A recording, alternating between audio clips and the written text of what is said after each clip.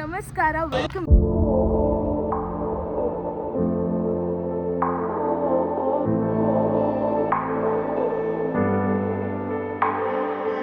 Channel ಸಾರಿ ಕರೆಕ್ಟಾಗಿ ಹೇಳಿಲ್ಲ. So ಇವತ್ತು ನಾವು ವ್ಲಾಗ್ ಮಾಡ್ತಿರೋದು ಏನಂತ ಅಂದರೆ ಸಿದ್ಧಗಂಗಾ ಮಠಕ್ಕೆ ಬಂದಿದ್ದೀವಿ. ನೆಕ್ಸ್ಟ್ ಯೂಟ್ಯೂಬರ್ ಇವಳೇ ಆಗಂಗೆ ಕಾಣಿಸ್ತಾಳೆ ನನ್ನ ಫ್ರೆಂಡ್. ಓಕೆ, ನಾವು ಇವತ್ತು ಸಿದ್ಧಗಂಗಾ ಮಠಕ್ಕೆ ಬಂದಿದ್ದೀವಿ. ಇಲ್ಲಿ ನಡ್ಕೊ ಹೋಗ್ತಾ ಇದ್ದೀವಿ. ಸಿದ್ಧಗಂಗಾ ಮಠದೇ ಇರುತ್ತೆ ವ್ಲಾಗ್. ಐ ಹೋಪ್ ಈ ವ್ಲಾಗ್ನ ನೀವೆಲ್ಲ ಎಂಜಾಯ್ ಮಾಡ್ತೀರಾ ಅಂತ. ಸೊ ಬನ್ನಿ ಸಿದ್ಧಗಂಗಾ ಮಠಕ್ಕೆ ಹೋಗೋಣ. ಹಿಂದೆಗಡೆ ಆಟೋ ಬರ್ತಿರೋದನ್ನ ನೋಡ್ತಾ ಇಲ್ಲ ಗೈಸ್. ಆಟೋ ಗೀಟೋ ಏನು ನೋಡಿಲ್ಲ. ಇವಳು ಪೂರ್ತಿ ವ್ಲಾಗಲ್ಲಿ ಮುಳುಗೋಗ್ಬಿಟ್ಟವಳೆ.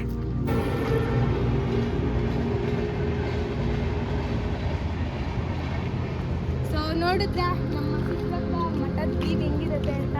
ಸೊ ಇಲ್ಲಂತೂ ನಮ್ಮ ತುಮಕೂರಲ್ಲಂತೂ ಸಖತ್ತಾಗಿರೋದು ಅಂತ ಅಂದರೆ ಸಿದ್ಧಗಂಗಾ ಮಠನೇ.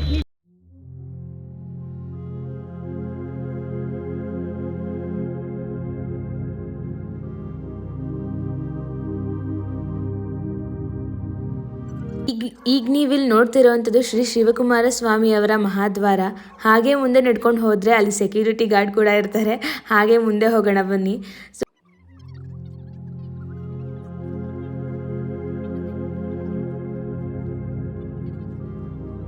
ಈಗ ನೀವಿಲ್ಲಿ ನೋಡ್ತಾ ಇರೋದು ಕೃಷಿ ಮತ್ತು ಕೈಗಾರಿಕಾ ವಸ್ತು ಪ್ರದರ್ಶನ ಕೇಂದ್ರ.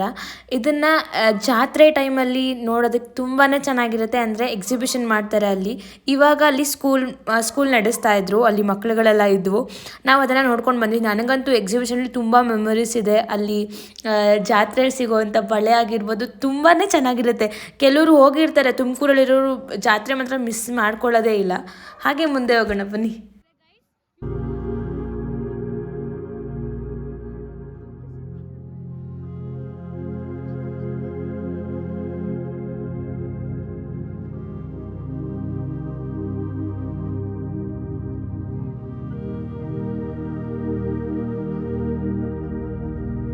ನಾವು ಹಾಗೆ ನಡ್ಕೊಂಡು ಹೋಗ್ತಾ ಇದ್ರೆ ನಮಗಿಲ್ಲಿ ಕಾಣುವಂಥ ಪುಟ್ಟ ಪಾರ್ಕ್ ಇದು, ಅಂದರೆ ಉದ್ಯಾನವನ. ಅದ್ರ ಒಳಗಡೆ ಹೋಗೋಗ್ಲಿಕ್ಕಾಗಲ್ಲ. ಮುಂಚೆ ಅದ್ರ ಒಳಗಡೆ ಎಲ್ಲ ಹೋಗ್ಬೋದಿತ್ತು. ನಾನು ಲಾಸ್ಟ್ ಟೈಮ್ ಅಂದರೆ ನಾನು ತುಂಬ ವರ್ಷ ಹಿಂದೆ ಹೋದಾಗೆಲ್ಲ ಹೋಗ್ಬೋದಿತ್ತು. ಇವಾಗೆಲ್ಲ ಒಳಗಡೆ ಹೋಗೋಕ್ಕೆ ಬಿಡಲ್ಲ, ಯಾಕಂದರೆ ಫುಲ್ಲೆಲ್ಲ ಹಾಳು ಮಾಡಿಬಿಡ್ತಾರೆ ಅಂತ. ಅಲ್ಲಿ ನೋಡ್ತಾ ಇರ್ಬೋದು ನೀವು. ಆ್ಯಂಡ್ ಮುಂದೆ ಹೋಗ್ತಾರೆ ನಿಮಗೆ ನವಿಲು ತೋರಿಸ್ತೀನಿ ಬನ್ನಿ. ಎಷ್ಟು ಚೆಂದ ಇದೆ ಅಂತ ಅಂದರೆ ನಿಜವಾಗ್ಲೂ 2 ಕಣ್ಣು ಸಾಲಲ್ಲ ಆ ನವಿಲನ್ನು ನೋಡೋದಕ್ಕೆ. ನಿಜವಾದ ನವಿಲು ಅಂದ್ಕೊಂಡ್ರೆ ಅಲ್ಲ, ಅಲ್ಲಿದೆ ನೋಡಿ. ಎಷ್ಟು ಚೆಂದ ಇದೆ ಅಲ್ಲ, ಹೇಳಲಿಕ್ಕೆ ಆಗಲ್ಲ ಅಷ್ಟು ಚೆಂದ ನಮ್ಮ ಸಿದ್ಧಗಂಗಾ ಮಠದಲ್ಲಿರೋವಂಥ ಪಾರ್ಕ್. ಹಾಗೆ ನೋಡ್ತಾ ನೋಡ್ತಾ ನಾವು ಸಿದ್ಧಗಂಗಾ ಮಠ ಒಳಗಡೆ ಎಂಟ್ರಿ ಆಗಿಬಿಟ್ವಿ. ಬನ್ನಿ ಹೋಗೋಣ. ಇಲ್ಲಿ ಸೈಡಲ್ಲಿ ಅಕ್ಕಪಕ್ಕ ನೀವು ಏನು ನೋಡ್ತಾ ಇದ್ದೀರಾ ಅಲ್ವಾ, ಬಿಲ್ಡಿಂಗ್ಸ್, ಅಲ್ಲಿ ಮಕ್ಕಳು ಉಳ್ಕೋತಾರೆ.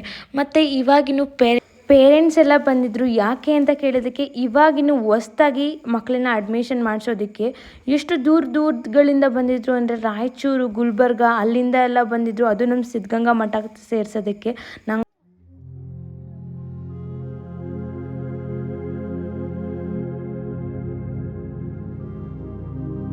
ಮತ್ತು ಈ ವಿಡಿಯೋದಲ್ಲಿ ನಾನೀಗ ತಿಳಿದಿರೋ ಅಂಥದ್ದು ನಾನು ಹೇಳ್ತಾ ಹೋಗ್ತೇನೆ. ಸರಿ, ಮುಂದೆ ನೋಡ್ತಾ ಹೋಗೋಣ ಬನ್ನಿ ನಮ್ಮ ಸಿದ್ಧಗಂಗಾ ಮಠನ.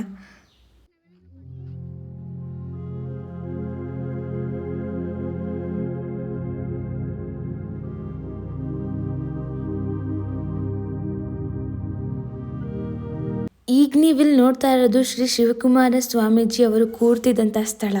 ಅಲ್ಲಿ ಕೂತು ಅವರು ದರ್ಶನ ನೀಡ್ತಾಯಿದ್ರು ಮತ್ತು ಬರೋ ಭಕ್ತಾದಿಗಳಿಗೆ ಆಶೀರ್ವಾದನ ಕೊಡ್ತಾಯಿದ್ರು. ನಾವು ಹೋದಾಗ ಈಗಿರೋ ಸ್ವಾಮೀಜಿಗಳು ಅಂದರೆ ಶ್ರೀ ಸಿದ್ಧಲಿಂಗ ಮಹಾಸ್ವಾಮಿಗಳು ಅಲ್ಲಿ ಕೂತಿದ್ರು. ಬನ್ನಿ ಹಾಗೆ ಮುಂದೆ. ನೀವಿಲ್ಲಿ ನೋಡ್ತಾ ಇರೋವಂಥದ್ದು ಶ್ರೀ ಅಟವಿ ಶಿವಯೋಗಿಗಳ ಗದ್ದುಗೆ. ಹಾಗೆ ಒಳಗಡೆ ಹೋಗೋಣ ಬನ್ನಿ, ದರ್ಶನ ಮಾಡ್ತಾ ಇವ್ರ ಬಗ್ಗೆ ಹೇಳ್ತೀನಿ. ಇವ್ರು ಯಾರು ಅಂತ ಅಂದರೆ, ಮೊದಲನೇ ಬಾರಿಗೆ ಸಿದ್ಧಗಂಗೆಯಲ್ಲಿ ಅನ್ನದಾಸೋಹ ಶುರು ಮಾಡಿದಂಥವ್ರು. ನೀವು ಕೇಳೇ ಇರ್ತೀರ ಅಲ್ವಾ, ಸುಮಾರು ವರ್ಷದಿಂದ ಹಚ್ಚಿದಂಥ ಒಲೆ ಇನ್ನೂ ಆರಿಲ್ಲ ಅಂತ. ಅದು ಹಚ್ಚಿದವ್ರು ಇವರೇ. ನಾವು ಹೋಗ್ತಾ ಇರೋದು ಶಿವಕುಮಾರ ಸ್ವಾಮೀಜಿ ಹಳೆ ಮಠಕ್ಕೆ ಹೋಗ್ತಾ ಇದ್ದೀವಿ. ಅಂದರೆ ಮುಂಚೆ ಇದ್ರಲ್ವಾ ಅವರು, ಆ ಮಠಕ್ಕೆ ಹೋಗ್ತಾ ಇದ್ದೀವಿ. ಬನ್ನಿ ಹೆಂಗಿದೆ ಅಂತ ನೋಡೋಣ. ನಾನು ಇದನ್ನು ಸೆಕೆಂಡ್ ಟೈಮ್ ನೋಡ್ತಾ ಇರೋದು. ಸೊ ಹೆಂಗಿರುತ್ತೆ. ಇವಳು ತುಂಬ ಸಲ ಬಂದೋಗಳಂತೆ. ತುಮಕೂರಲ್ಲೇ ಅವಳೆಲ್ಲ ಬರ್ತಾ ಇರ್ತಾಳೆ ಗೈಸ್. ವಾವ್, ಅಲ್ಲಿ ನೋಡಿ, ಅಲ್ಲಿಗೆ ಹೋಗ್ಬೇಕು. ಅಲ್ಲಿ ತೋರಿಸ್ತೀನಿ. ನಿಜವಾಗ್ಲೂ ಎಷ್ಟು ಚೆನ್ನಾಗಿದೆ ಗೊತ್ತಾ. ಐ ಥಿಂಕ್ ಅದು ಪಾರ್ಕ್ ಅನ್ಸುತ್ತೆ. ನೀವು ಏನು ನೋಡ್ತಾ ಇದ್ದೀರಾ ಅಲ್ವಾ, ಇದು ಹಳೆ ಮಠ. ಶಿವಕುಮಾರ ಸ್ವಾಮೀಜಿಯವರು ಇಲ್ಲೇ ಇರ್ತಾ ಇದ್ರು. ಹಾಗೆ ಬನ್ನಿ ಮುಂದೆ ನೋಡ್ತಾ ಹೋಗೋಣ. ನಮಗಲ್ಲಿ ವಿಡಿಯೋ ಮಾಡಲಿಕ್ಕೆ ಅವ್ರು ಏನು ಮಾಡಬೇಡಿ ಅಂತ ಏನು ಹೇಳಿಲ್ಲ, ಗಲಾಟೆ ಮಾಡಬೇಡಿ ಅಂತ ಹೇಳಿದ್ರು. ಸರಿ ಆಯಿತು ಅಂಕಲ್ ಅಂತ ಹೇಳ್ಬಿಟ್ಟು ಹಾಗೆ ಮುಂದೆ ಹೋದ್ವಿ. ಈಗಿರುವಂಥ ಸ್ವಾಮೀಜಿಗಳು ಕೂಡ ಇಲ್ಲೇ ಇರ್ತಾರೆ. ಅಂದರೆ ಸಿದ್ಧಲಿಂಗ ಮಹಾಸ್ವಾಮಿಗಳು ಕೂಡ ಈಗ ಇಲ್ಲೇ ಇರ್ತಾರಂತೆ. ಮತ್ತು ಇಲ್ಲಿ ಏನಂದರೆ ಶಿವಕುಮಾರ ಸ್ವಾಮೀಜಿಗಳು ಊಟ ಮಾಡ್ತಿದ್ದಂಥ ಸ್ಥಳ ಮತ್ತು ಪೂಜೆ ಮಾಡ್ತಿದ್ದು ಇಲ್ಲೇ, ಮಲಗ್ತಿದ್ದು ಇಲ್ಲೇ ಅಂತ ಕಾಣುತ್ತೆ. ಹಾಗೆ ಮುಂದೆ ನೋಡ್ತಾ ಹೋಗೋಣ ಬನ್ನಿ. ಅಲ್ಲಿ ತುಂಬ ನಿಶಬ್ದವಾಗಿತ್ತು. ಪಿನ್ ಬಿದ್ದರೆ ಇದು ಸುಮಾರು ವರ್ಷದ ಹಳೆ ಮಠ, ನೋಡಿದ್ರೇ ಗೊತ್ತಾಗುತ್ತೆ ಅಲ್ಲ. ಮತ್ತು ಇಲ್ಲಿ ಏನಪ್ಪ ಅಂದರೆ ಶ್ರೀ ಶಿವಕುಮಾರ ಸ್ವಾಮೀಜಿಯವರು ವಾಸ ಮಾಡುತ್ತಿದ್ದಂಥ ಸ್ಥಳ ಅಂತ ಹೇಳಿದ್ರೆ ತಪ್ಪಾಗಲ್ಲ. ಅವರು ಪೂಜೆ ಮಾಡ್ತಿದ್ದಿದ್ದು ಇಲ್ಲೇ, ಮತ್ತು ಊಟ ಕೂಡ ಇಲ್ಲೇ ಮಾಡ್ತಿದ್ರಂತೆ. ಈಗಿರುವಂಥ ಸಿದ್ಧಲಿಂಗ ಸ್ವಾಮಿಗಳು ಕೂಡ ಇಲ್ಲೇ ಇರ್ತಾರೆ. ಬನ್ನಿ ಹಾಗೆ ಮುಂದೆ ನೋಡೋಣ. ಮತ್ತು ಇಲ್ಲಿ ಏನು ನೋಡ್ತಾ ಇದ್ದೀರಾ ನೀವು, ಇಲ್ಲೇ ಶಿವಕುಮಾರ ಸ್ವಾಮೀಜಿಗಳು ಇರ್ತಿದ್ದಿದ್ದು. ಬನ್ನಿ, ಅದು ಒಳಗಡೆ ಹೋದರೆ ಹೇಗಾಗ್ತಿತ್ತಂತ ಅಂದರೆ ಫುಲ್ ತಣ್ಣಗಿತ್ತು, ಅಷ್ಟು ಚೆನ್ನಾಗಿತ್ತು. ಬನ್ನಿ ಹಾಗೆ ಈಚೆ ಹೋಗೋಣ. ಹಾಗೆ ನಾವು ಹೊರಗಡೆ ಬಂದ್ವಿ. ಹೊರಗಡೆ ಬಂದಮೇಲೆ ನಾವು ಈಚೆನೂ ಹೇಗಿದೆ ಅಂತ ನೋಡೋಣ ಅಂತ, ಅಂದರೆ ಅಲ್ಲೊಂದು ಬಾಗಿಲಿತ್ತು, ಅಲ್ಲಿಂದ ಹೊರಗಡೆ ಹೋಗೋಣ ಅಂತ ಬಂದ್ವಿ. ಬನ್ನಿ ಹಾಗೆ ಹೋಗೋಣ. ಮತ್ತು ಇಲ್ಲಿ ತುಂಬ ಟೈಮ್ ಸ್ಪೆಂಡ್ ಮಾಡ್ತಿದ್ದೆ ಇಲ್ಲಿ ಅಂತೆ ಶಿವಕುಮಾರ ಸ್ವಾಮೀಜಿಗಳು. ಊಟ ಆದಮೇಲೆ ಆಗಿರ್ಬೋದು ಅಥವಾ ಏನಾದರೂ ಮಾತಾಡ್ಲಿಕ್ಕೆ ಕೂತ್ರೂ ಇಲ್ಲೇ ಈ ಮಠದಲ್ಲೇ ಕೂರ್ತಿದ್ರಂತೆ. ಬನ್ನಿ ಹಾಗೆ ಈಚೆ ಹೋಗೋಣ.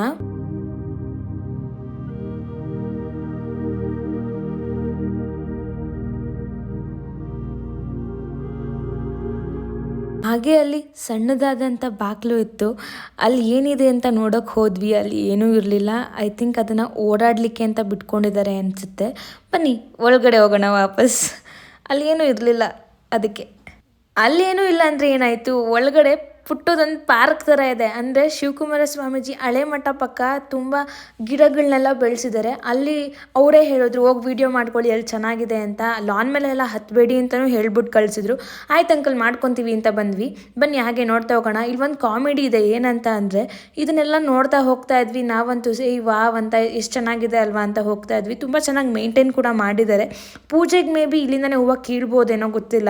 ಅಷ್ಟೊಂದು ಹೂವಿನ ಗಿಡಗಳೇ ತುಂಬ ಇದ್ದಿದ್ದಲ್ಲಿ ಶೋ ಗಿಡಗಳಿಗಿಂತ. ಬನ್ನಿ ಹಾಗೆ ಮುಂದೆ ಹೋಗೋಣ. ಅಲ್ಲಿ ನೀರು ಬಿಡಲಿಕ್ಕೆಲ್ಲ ಪೈಪ್ಗಳನ್ನೆಲ್ಲ ಹಾಕಿದ್ರು. ಹಾಗೆ ನೋಡ್ತಾ ನಾವು ಮುಂದೆ ಹೋಗ್ತಾ ಇದ್ವಿ. ಹೋಗ್ತಾನೆ ನಮ್ಗಲ್ಲಿ ಕಾಣಿಸಿದ್ದು ಟ್ಯಾಂಕ್ ಕಾಣಿಸ್ತು. ಮತ್ತು ನಾವು ಅಂದ್ಕೊಂಡ್ವಿ ಆ ಕಡೆಯಿಂದನೂ ಒಂದು ರೌಂಡ್ ಹಾಕ್ಬೋದು ಮಠನ ಅಂತ ಅಂದ್ಕೊಂಡ್ವಿ. ಸರಿ ಆಯಿತು ಅಂತ ನಾವು ಹಾಗೆ ಮುಂದೆ ಹೋಗ್ತಾ ಇದ್ವಿ.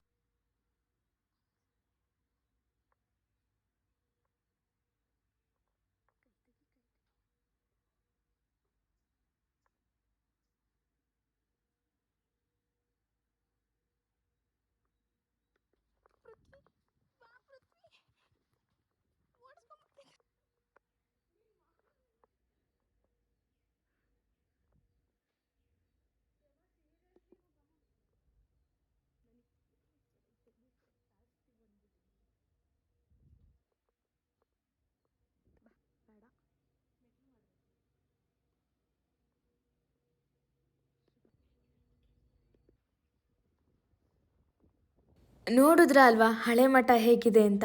ಹಳೆ ಮಠದಿಂದ ಹೊರಗಡೆ ಬಂದರೆ ಕಾಣಿಸೋ ಇದು ಬಂದು ಶ್ರೀ ಉದ್ದಾನ ಶಿವ ಯೋಗಿಗಳ ಗದ್ದುಗೆ.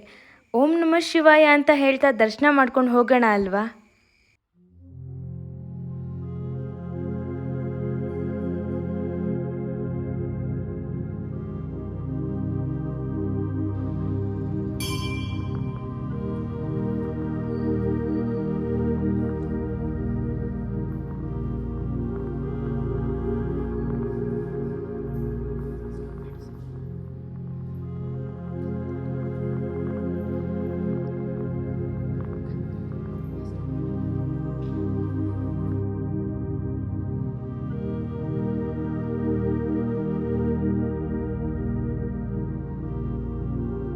ನೋಡಿದ್ರ ಅಲ್ವಾ ಶ್ರೀ ಉದ್ದಾನ ಯೋಗಿಗಳ ಗದ್ದುಗೆ.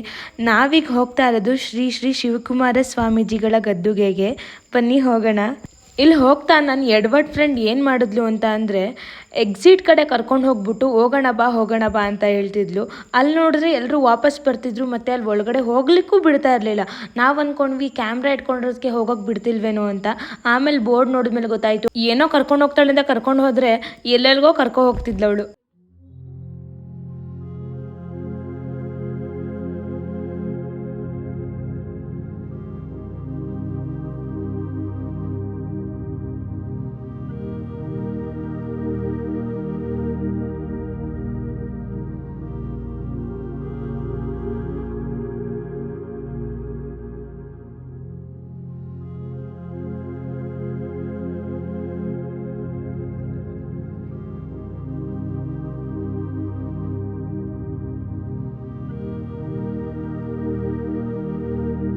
ಅಂತೂ ಇಂತೂ ಶ್ರೀ ಶಿವಕುಮಾರ ಸ್ವಾಮೀಜಿಯವರ ಗದ್ದಿಗೆಗೆ ನಾವು ಎಂಟ್ರಿ ಆದ್ವಿ.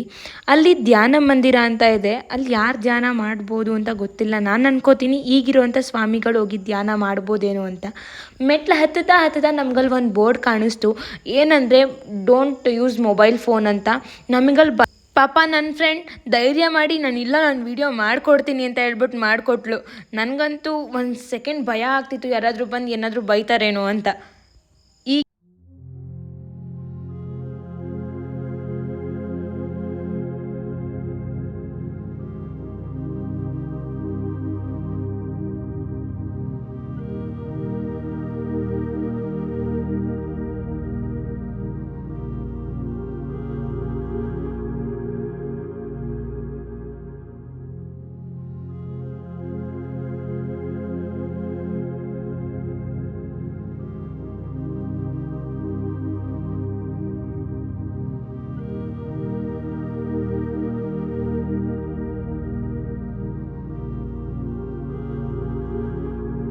ನೋಡಿ ಅವ ಅಂಕಲ್ ಹೆಂಗೆ ಸೆಲ್ಫಿ ತಗೊತವ್ರೆ ಅಂತ.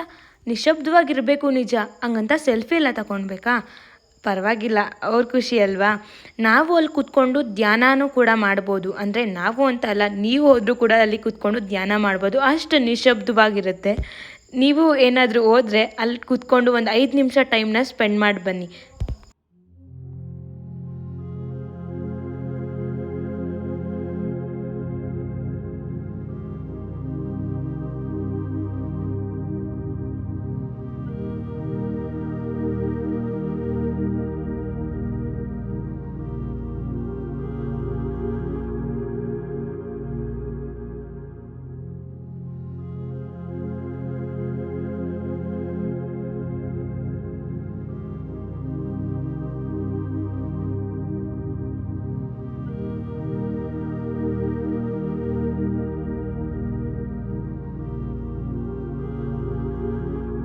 ನೋಡಿದ್ರ ಅಲ್ವಾ ಶ್ರೀ ಶಿವಕುಮಾರ ಸ್ವಾಮೀಜಿಯವರ ಗದ್ದುಗೆನ. ಕೆಳಗಡೆ ಇರೋ ದೇವ್ರ ದರ್ಶನ ಎಲ್ಲ ಆಯಿತು. ಈಗೇನಿದ್ರು ಬೆಟ್ಟದ ಮೇಲೆ ಹೋಗಬೇಕು. ನಾವು ಹಾಗೇ ಮೆಟ್ಲು ಹತ್ತುತ್ತಾ ದೇವ್ರ ದರ್ಶನ ಮಾಡ್ಲಿಕ್ಕಂತ ಹೋದ್ವಿ. ಅಲ್ಲಿರೋದು ಪುಟ್ಟ ಮಕ್ಕಳು ನಮ್ಮನ್ನು ಏನಕ್ಕ ಮಾಡ್ತಿದ್ಯಾ ನೀನು ಅಂತ ಎಲ್ಲ ರೇಗಿಸ್ತಾ ಇದ್ವು. ಬರ್ರೋ ನಿಮ್ಮನ್ನು ವೀಡಿಯೋದಲ್ಲಿ ಹಾಕ್ತೀನಿ ಅಂತ ನಾನು ಹೇಳ್ತಾ ಹಾಗೆ ಮೆಟ್ಲು ಹತ್ತುತ್ತಾ ಹೋದ್ವಿ ನಾವು. ಆ ಚಿಕ್ಕ ಮಗಳನ್ನೆಲ್ಲ ಮಾತಾಡಿಸ್ತಾ ಕಾಲು ಎಳಿತಾ ಸರಿ ನಾವು ಸಾಗಿದ್ವಿ ಮುಂದೆ. ಹಾಗೆ ನಾನು ನಿಮ್ಗಿಲ್ಲಿ ಒಂದು ಪುಟ್ಟ ಕತೆ ಹೇಳ್ತೀನಿ. ನನಗೆ ಗೊತ್ತಿರೋವಂಥ ಪುಟ್ಟ ಕತೆ ಇದು. ನಿಮ್ಗೇನಾದರೂ ಗೊತ್ತಿತ್ತು ಅಂದರೆ let me no in the comment section. ಬನ್ನಿ ಮತ್ತೆ ಕತೆ ಶುರು ಮಾಡಿಬಿಡ್ತೀನಿ. ಸಿದ್ಧಗಂಗಾ ಮಠ ಅಂದ್ರೇ ನಮಗೆ ನೆನಪಾಗೋದು ಶ್ರೀಗಳು, ಅಂದರೆ ಶ್ರೀ ಶಿವಕುಮಾರ ಸ್ವಾಮೀಜಿಗಳು. ಈಗಿನ ಪುಟ್ಟು ಮಗು ಕೇಳಿದ್ರು ಹೇಳುತ್ತೆ ಶಿವಕುಮಾರ ಸ್ವಾಮೀಜಿಗಳು ಯಾರು ಅಂತ. ಸಿದ್ಧಗಂಗಾ ಮಠಗೆ ಸಿದ್ಧಗಂಗೆ ಅಂತಲೇ ಹೆಸರು ಯಾಕೆ ಬಂತು ಅಥವಾ ಹೇಗೆ ಬಂತು ಅಂತ ಗೊತ್ತಾ? ಸಿದ್ಧಗಂಗಾ ಮಠದ ಸಂಸ್ಥಾಪಕರು ಶ್ರೀ ಗೋಸಲ ಸಿದ್ದೇಶ್ವರರು. ವಯಸ್ಸಾದ ತಪಸ್ವಿಗಳು ಒಬ್ಬರಿಗೆ ದಾಹ ಆಗುತ್ತಂತೆ, ಅದು ರಾತ್ರಿ ವೇಳೆ. ಅಲ್ಲಿ ಎಲ್ಲೂ ನೀರಿರೋದಿಲ್ಲ. ಅವಾಗ ಏನು ಮಾಡ್ತಾರೆ ಅಂದರೆ ಶ್ರೀ ಗೋಸಲ ಸಿದ್ದೇಶ್ವರರು ಅವರ ತಪಸ್ಸಿನ ಫಲವಾಗಿ ಕೈಯಿಂದ ಬಂಡೆಯನ್ನು ಗುದ್ದಿ ನೀರನ್ನು ತರಿಸಿ ಅವರ ದಾಹನ ತೀರಿಸ್ತಾರಂತೆ. ಅವಾಗಿಂದ ಈ ಸಿದ್ಧಗಂಗೆ ಅಂತಲೇ ಹೆಸರು ಬಂತು ಅಂತ ನನಗೆ ತಿಳಿದಿರೋದು. ನಿಮ್ಗೇನಾದರೂ ಗೊತ್ತಿದ್ರೆ, ನಿಮ್ಗೆ ಇನ್ನೂ ಕತೆ ಏನಾದರೂ ಗೊತ್ತಿದ್ರೆ ನನಗೂ ಕಮೆಂಟ್ ಸೆಕ್ಷನಲ್ಲಿ ತಿಳಿಸಿ.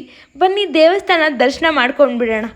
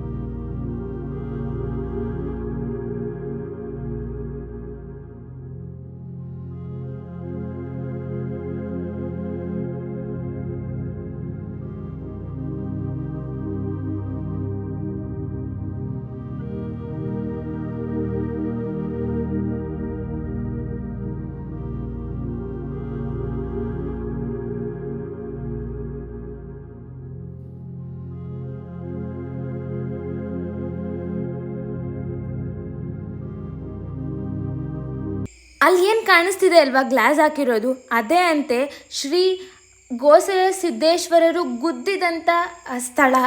ಮೇ ಬಿ ನನಗೆ ಅವ್ರು ಹೇಳ್ದಾಗೆ ನನಗೆ ತಿಳಿದ ಹಾಗೆ ಅದೇ ಅಂತ ಭಾವಿಸ್ತೀನಿ. ದೇವ್ರಿಗೆ ಹಾಗೆ ಕೈ ಮುಗಿದ್ಬಿಡಿಯಲ್ಲ ನೀವೂ.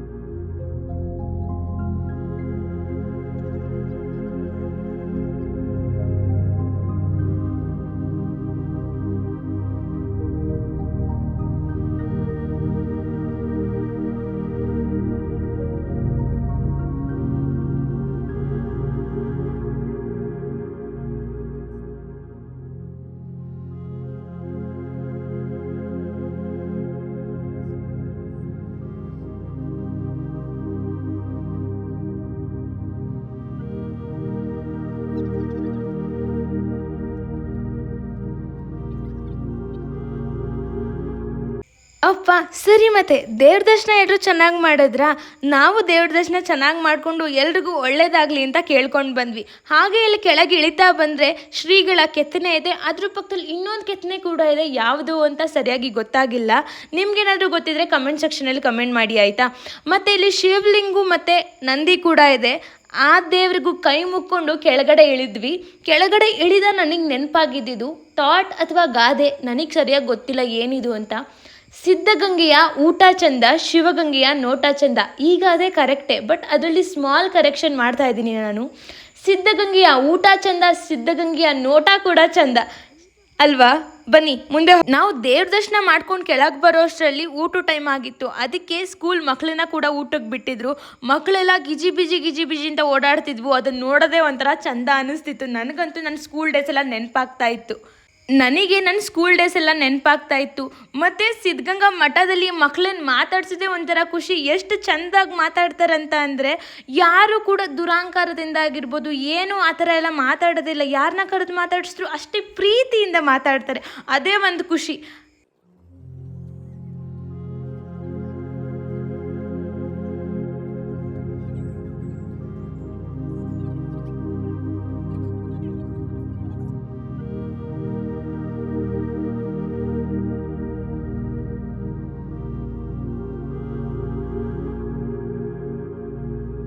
ಅಯ್ಯೋ ಇವಳೇನು ಮತ್ತೆ ತೋರಿಸ್ತಾ ಇದ್ದಾಳೆ ಅಂತ ನೋಡ್ತಾ ಇದ್ದೀರಾ? ಇಲ್ಲ, ಇದು ಅನ್ನ ದಾಸೋಹ ನಡೆಯುವಂಥ ಸ್ಥಳ.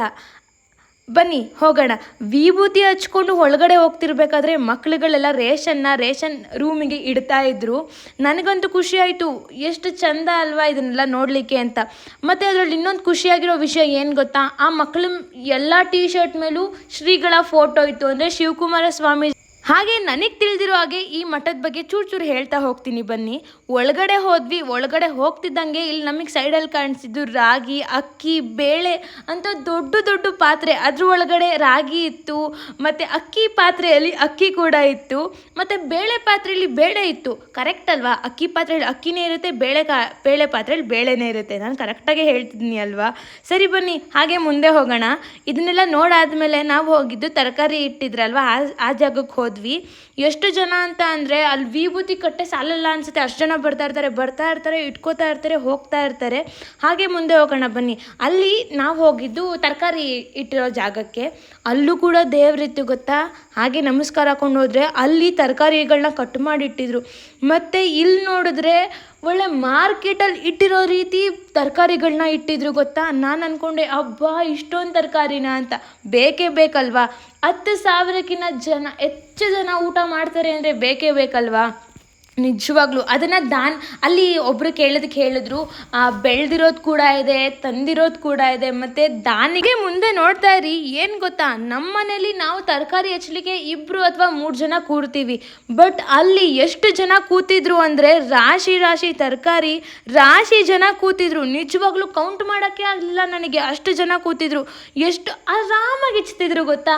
ಗಲಾಟೆ ಮಾಡ್ತಿರಲಿಲ್ಲ, ಏನೂ ಮಾಡ್ತಿರಲಿಲ್ಲ. ಅವ್ರ ಪಾಡಿಗೆ ಅವ್ರು ಹಚ್ಕೋತಿದ್ರು. ನಾವು ಹೋಗಿದ್ದಕ್ಕೆ ನಮ್ಮನ್ನು ಅಷ್ಟೇ ಪ್ರೀತಿಯಿಂದ ಮಾತಾಡ್ಸಿದ್ರು. ನಾವು ಆ ತರಕಾರಿ ಕಟ್ ಮಾಡ್ತಿದ್ರಲ್ಲ ನೋಡಿಕೊಂಡು ಹಾಗೆ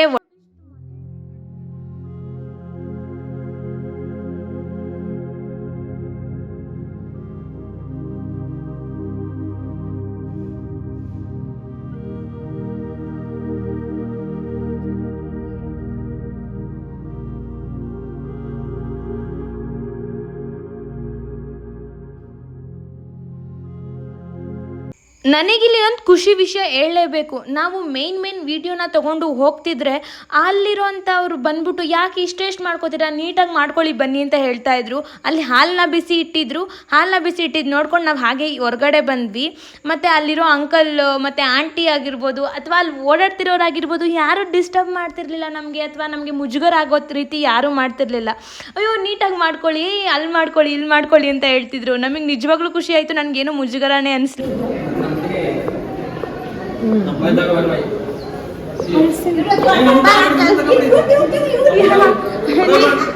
ಹಾಯ್ ಮಾಡಿ ಅಂಕಲ್ ಮಾಡಿದ್ರು. ಯಾಕಂತೀರಾ,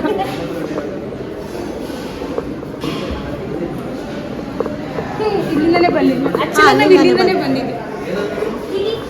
ಇದು ಡೈನಿಂಗ್ ಅಂದರೆ ಊಟ ಮಾಡಲಿಕ್ಕೆ ಹೋಗ್ತಾರೆ. ಕನ್ನಡದಲ್ಲಿ ಸಡನ್ ಆಗಿ ಕೈ ಹಾಕಿದ್ದಾರೆ. ಸಾಂಬಾರ್ ಮಾಡ್ತೀರಾ? ಮಾಡಿ ಹಾಂ, ತರಕಾರಿ ಎಲ್ಲ ಹಾಕಿ ಬೆಳಗ್ಗೆ ಸಾರು ಮಾಡ್ತೀವಲ್ಲ, ಕಾಯಿಪಲ್ಲೆ ಹಿಂಗೆ ಇದು ಅಡುಗೆ ಮನೆನಾ? ಇದು ಹಳೆಯದು ಗದ್ಗೆ, ಇದು ಉಪ್ಪಿನ ಸಾಂಬಾರು ಗದ್ಗೆ ಅಂತ. ಹಾಂ, ಹೋಗ್ಬೋದು ಅಲ್ಲಿ ಹೋಗಿ ನೋಡೋದು. ಹಾಂ, ಥ್ಯಾಂಕ್ಸ್ ಅಂಕಲ್. ಎಲ್ಲ ಇಲ್ಲಿ ಮಾಡ್ತಾ ಇದ್ದಾರೆ. ನೀವಿಲ್ಲಿ ಏನು ಕೆಲಸ ಇಲ್ಲಿ ಗಾರೆ ಕೆಲಸ ಮಾಡೋದು. ಹೌದಾ? ನಾವು ಜಾತ್ರೆ ಟೈಮ್ನಾಗೆ ಹಿಂಗೆ ಗೊತ್ತಾಗಿ ತಂದಾಗ್ತಾರಲ್ಲ, ಹಸಿಂಗದಲ್ಲಿ ಕೂತ್ಬಿಟ್ಟು ಸಣ್ಣಿಗೆ ಹೊಸದೇ ಕೂತಿರ್ತೀವಿ, ಒಂದು ಸಣ್ಣ ಕತ್ತರಿಸಾಕ್ತೀವಿ. ಅಲ್ಲೇ ದಾನಿಗಳು ತಂದಾಕೋದು. ಜಾತ್ರೆ ನೋಡ್ರಿ ಜಾಗ ಹಸಿಂಗಾಯಿ ಇಲ್ಲಿ ಬರೀ ಇಂಥ ಎಳೆಕಾಯಿ ಹಾಕಿದ್ರೆ ಸಾಂಬಾರು ಚೆನ್ನಾಗಾಗೋದು. ಹಳ್ಳಿಗಳು ಜಾತ್ರೆ ಒಳಗೆ ಮನೆ ಮದೇಶ್ವರ ಅವು ಕುಣಿಪುಣ್ ಮಾಡೋದವಲ್ಲ ಇದು ಮಾಡ್ತಾರೆ ನೋಡಿ, ಅವಾಗ ಆ ಥರ ಇದೆ. Thanks uncle. ನೋಡೋದಿದ್ದೆ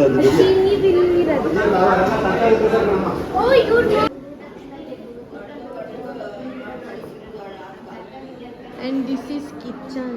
ಇವರೆಲ್ಲ ಊಟ ಮಾಡ್ತಿದ್ದಾರೆ. ಬಟ್ ಇಲ್ಲಿ ಎಂಟ್ರೆನ್ಸ್ ಬೇಡ. ಬರ್ಬೋದಾ?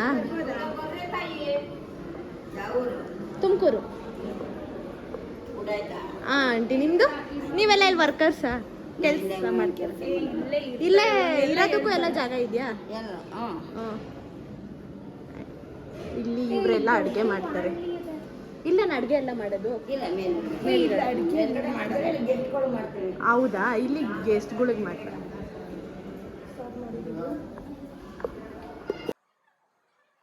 ನೋಡಿದ್ರ ಅಲ್ವಾ ಎಷ್ಟು ಚೆನ್ನಾಗಿ ಮಾತಾಡ್ಸಿದ್ರು ಅಂತ.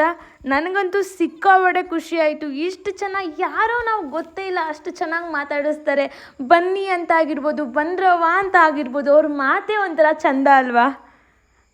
ಇನ್ನೂ ಇದೆ ಬನ್ನಿ, ಇಷ್ಟೇ ಅಲ್ಲ, ನೀವು ಕೇಳೇ ಇರ್ತೀರ ಅಲ್ವಾ, ಸುಮಾರು ವರ್ಷದಿಂದ ಹಚ್ಚಿರೋ ಅಂಥ ಒಲೆ ಇನ್ನೂ ಅದನ್ನು ಬೆಂಕಿ ಅಂತ ಹೇಳಿದ್ರೆ ತಪ್ಪಾಗುತ್ತೆ. ಯಾಕಂದರೆ ಅದು ತಪಸ್ಸಿನ ಫಲ ಅಂತ ಹೇಳಿದ್ರು ತಪ್ಪಾಗಲ್ಲ. ಸರಿ ಆಯಿತು, ಇದನ್ನೆಲ್ಲ ನೋಡಿದಾಯ್ತಲ್ವಾ, ಮತ್ತು ಹೊಟ್ಟೆ ತುಂಬ ಹಸಿವಾಗ್ತಿದೆ, ಊಟ ಮಾಡಿಬಿಡೋಣ ಅಲ್ವಾ.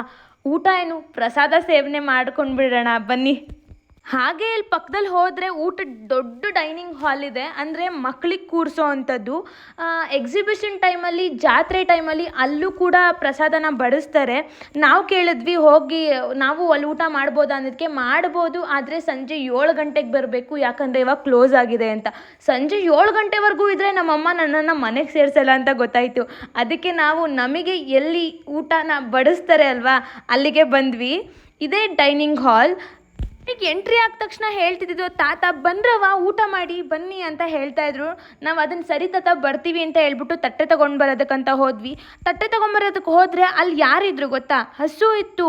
ನಾನು ಅಂದ್ಕೊಂಡೆ ಇದೇನು ಒಳಗಡೆ ಎಲ್ಲ ಬಿಟ್ಬಿಡಿದ್ರೆ ಏನಾದರೂ ಮಾಡಿಬಿಟ್ರೆ, ಆ ಕೊಂಬು ನೋಡಿದ್ರೆ ಹಂಗಿತ್ತು, ಚುಚ್ಚಿದ್ರೆ ಗೋವಿಂದನೇ ಅಂತ ಅಂದ್ಕೊಂಡೆ. ಬಟ್ ನಿಜವಾಗ್ಲೂ ಅದು ಏನೂ ಮಾಡಲೇ ಇಲ್ಲ ಆಯಿತಾ, ಮುಟ್ಟಿದ್ರು ಏನೂ ಮಾಡಲಿಲ್ಲ. ನಾನಂತೂ ಮುಟ್ಬಿಟ್ಟೆ ಬಂದೆ. ಅದಾದಮೇಲೆ ತಟ್ಟೆ ಎಲ್ಲ ತೊಳ್ಕೊಂಡು ಊಟಕ್ಕೆ ಹೋದ್ವಿ. ಊಟಕ್ಕೆ ಹೋದಾಗ ಜಾಸ್ತಿ ಮಾತಾಡಬಾರ್ದಂತೆ, ಸೈಲೆಂಟಾಗಿ ತಿಂದು ಎದ್ದೋಗ್ಬೇಕಂತೆ, ಯಾಕಂದರೆ ದೇವ್ರ ಪ್ರಸಾದ ಅಲ್ವಾ ಇದು, ಅದಕ್ಕೆ.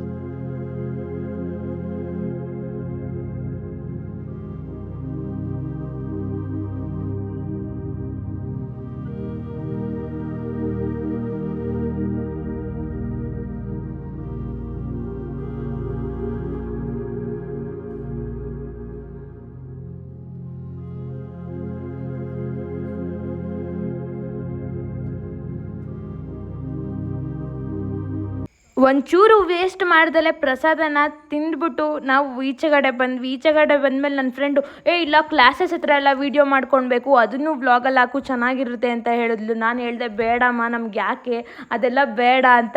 ಇಲ್ಲ ಅಂತ ಹೇಳ್ಬಿಟ್ಟು ಅದನ್ನು ವೀಡಿಯೋ ಮಾಡ್ಕೊಂಡು ಬರೋಕ್ಕೆ ಹೋದ್ಲು. ನೀಟಾಗಿ ಅದನ್ನು ವೀಡಿಯೋ ಮಾಡ್ಕೊಂಡು ಬಂದ್ಲು. ಅವ್ರು ಏನೂ ಕೇಳೇ ಇಲ್ಲ. ಅದಕ್ಕೆ ಥ್ಯಾಂಕ್ಫುಲ್ ಹೇಳ್ಬೇಕು ನಾವು ನಿಜವಾಗ್ಲೂ. ಆದರೆ ಅಲ್ಲಿರೋಂಥ ಒಂದು ಅಂಕಲ್ ಮಾತ್ರ ಕೇಳಿದ್ರಂತೆ, ಏನು ಯೂಟ್ಯೂಬ್ಗ ಅಂತ. ಹ್ಞೂ ಅಂದಿದ್ದಕ್ಕೆ ಸರಿ ಹೋಗಮ್ಮ ಮಾಡ್ಕೊ ಅಂತ ಹೇಳೋರೆ. ಇವಳಿಗೂ ಅದೇ ಬೇಕಾಗಿತ್ತಲ್ವಾ, ಹೋಗ್ಬಿಟ್ಟು ವೀಡಿಯೋ ಎಲ್ಲ ಮಾಡ್ಕೊಂಡು ಬಂದವಳೆ. ಅಲ್ಲಿರೋ ಮಕ್ಳುಗಳು ಅರ್ಧ ಜನ ಊಟ ಮುಗಿಸ್ಕೊಂಡು ಲೈನಾಗಿ ಕ್ಲಾಸ್ ಒಳಗಡೆ ಹೋಗ್ತಾಯಿದ್ವು. ಆ ಡಿಸಿಪ್ಲಿನ್ ಎಲ್ಲ ಸ್ಕೂಲಲ್ಲೂ ಇರಬೇಕು.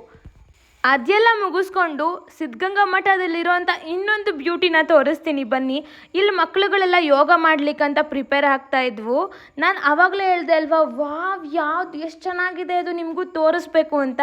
ಅದೇ ಈ ಪ್ಲೇಸ್. ನನಗಂತೂ ಅಟ್ರ್ಯಾಕ್ಟ್ ಆಗಿದೆ ಶ್ರೀ ಶಿವಕುಮಾರ ಸ್ವಾಮೀಜಿಗಳು. ಎಷ್ಟು ಚೆನ್ನಾಗಿದೆ ಅಲ್ವಾ, ಅದು ನೋಡೋಕ್ಕೆ 2 ಕಣ್ಣು ಸಾಲಲ್ಲ. ಬನ್ನಿ ಹಾಗೆ ನಾನು ಅಂದ್ಕೊಂಡೆ ಸ್ಲಿಪ್ಪರ್ನ ರಿಮೂವ್ ಮಾಡಿ ಹೋಗಬೇಕು ಅಂತ. ನನ್ನ ಫ್ರೆಂಡ್ ಹೇಳಿದ್ಲು, ಇಲ್ಲ ಕಣೆ ಬಾರೆ ಅಂತ. ಅಯ್ಯೋ ಇಲ್ವಾ, ದೇವಸ್ಥಾನದ ಒಳಗಡೆ ಹೋಗೋಕ್ಕೆ, ಅಂದರೆ ಶಿವಕುಮಾರ ಸ್ವಾಮೀಜಿಗಳು ಒಳಗಡೆ ಹೋಗೋದಕ್ಕೆ ಸ್ಲಿಪ್ಪರ್ನ ರಿಮೂವ್ ಮಾಡೋ ಆಗಿಲ್ವಾ ಅಂತ.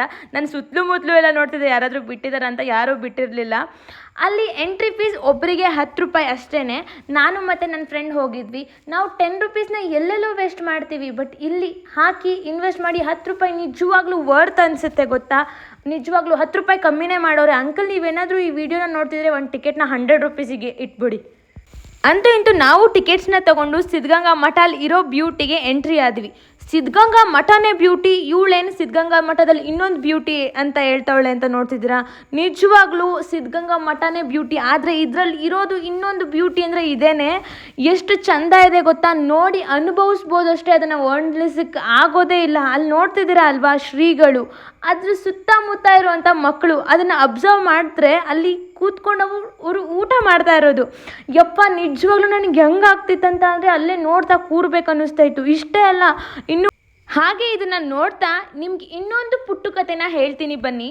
ಇವಾಗಲೇ ಹೇಳಲ್ಲ, ಇನ್ನು ಮುಂದೆ ಹೇಳ್ತೀನಿ.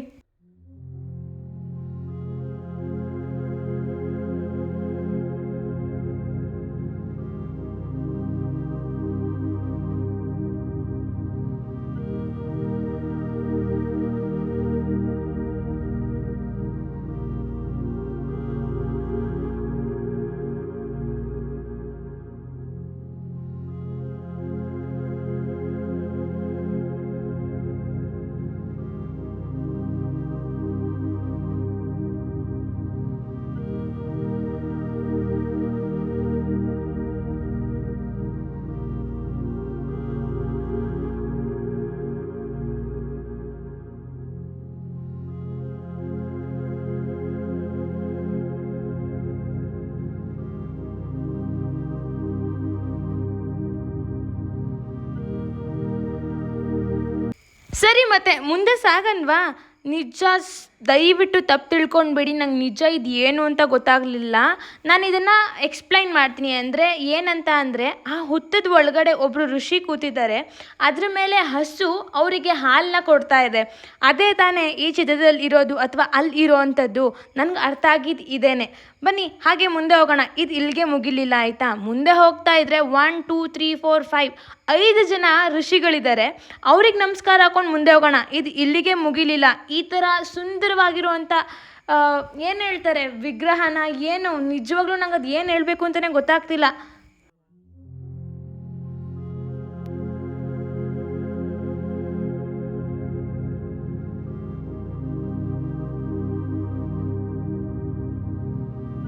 ಇದನ್ನು ನಾನೇ ಹೇಳಲಾ?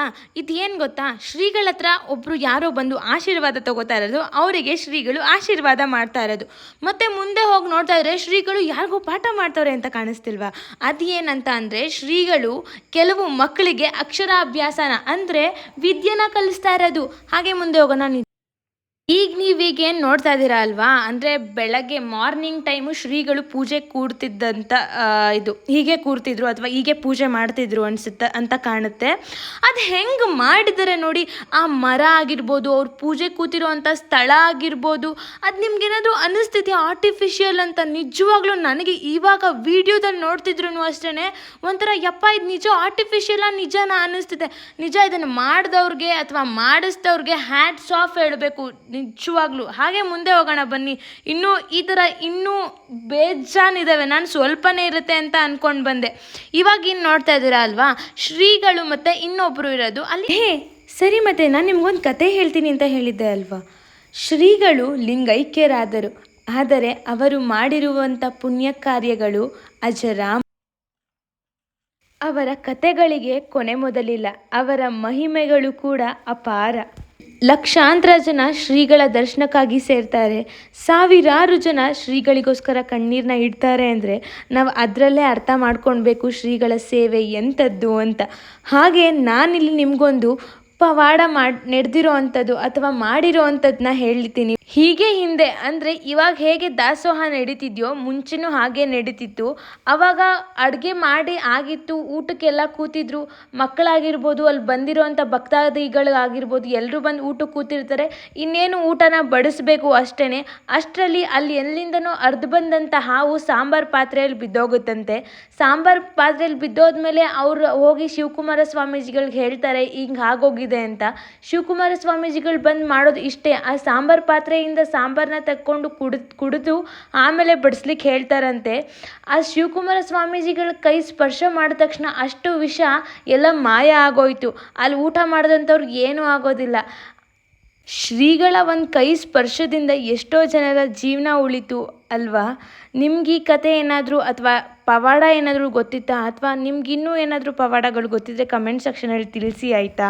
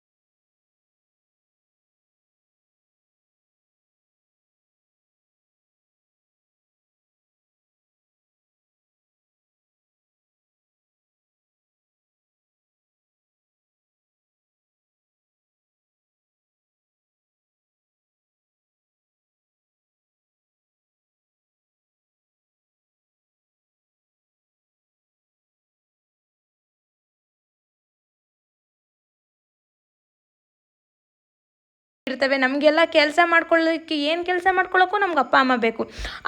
ಇವ್ರು ಏನಿದಾರಲ್ವ ಇವರೆಲ್ಲ ಅವ್ರ ಕೆಲಸ ಅವರೇ ಮಾಡ್ಕೋಬೇಕು. ಬಟ್ಟೆ ತೊಳ್ಕೊಳ್ಳೋದಾಗಿರ್ಬೋದು, ಬಟ್ಟೆ ಮಡ್ಚಿಟ್ಕೊಳ್ಳೋದಾಗಿರ್ಬೋದು, ಎಲ್ಲ ಅವ್ರ ಕೆಲಸ ಅವರೇ ಮಾಡ್ಕೊಳ್ಬೇಕು. ಸೊ ಇವತ್ತಿನ ಬ್ಲಾಗ್ ನಿಮ್ಗೇನಾದರೂ ಇಷ್ಟ ಆಗಿದೆ ಲೈಕ್ ಮಾಡಿ, ಇಲ್ಲ ಅಂತಂದರೆ ಡಿಸ್ಲೈಕ್ ಮಾಡಿ. ಇವತ್ತಿನ ಬ್ಲಾಗ್ ಇಷ್ಟೇ. ನೆಕ್ಸ್ಟ್ ಬ್ಲಾಗಲ್ಲಿ ಸಿಗೋಣ. Love you all. ಬಾಯ್.